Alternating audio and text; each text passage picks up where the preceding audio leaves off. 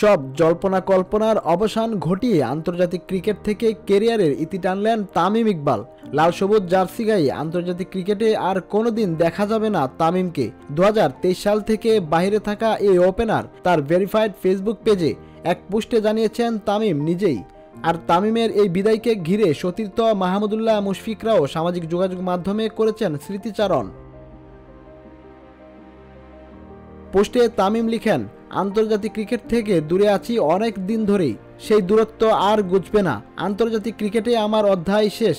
2023 সালের জুলাইতে বাংলাদেশের ক্রিকেট ভক্তদের চমকে দিয়ে প্রথমবার আন্তর্জাতিক ক্রিকেট থেকে অবসরের ঘোষণা দিয়েছিলেন তামিম। নাটকীয়ভাবে একদিন পরই তৎকালীন প্রধানমন্ত্রীর অনুরোধে তিনি ফের ক্রিকেটে ফেরার ঘোষণা দেন।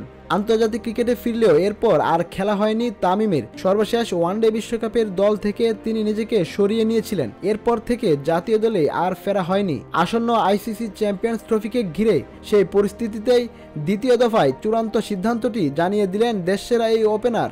তামিমের অর্জনকে সম্মান এবং বিদায়কে সাধুবাদ জানিয়ে একটি ছবির ক্যাপশনে সামাজিক যোগাযোগ মাধ্যমে মাহমুদুল্লাহ লিখেছেন, তামিম, দীর্ঘ ও চমৎকার আন্তর্জাতিক ক্যারিয়ারে তোমার অসাধারণ অর্জনগুলোর জন্য অনেক অভিনন্দন। তুমি অনেক কিছু অর্জন করেছ এবং বাংলাদেশের দলের জন্য অসামান্য অবদান রেখেছ।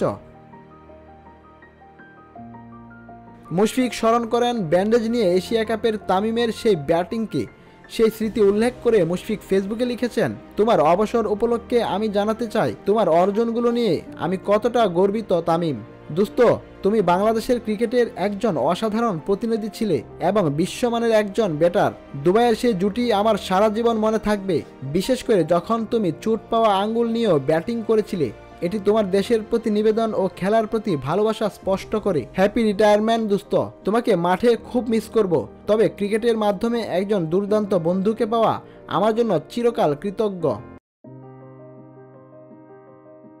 ডেস্ক রিপোর্ট, ভোরের পাতা।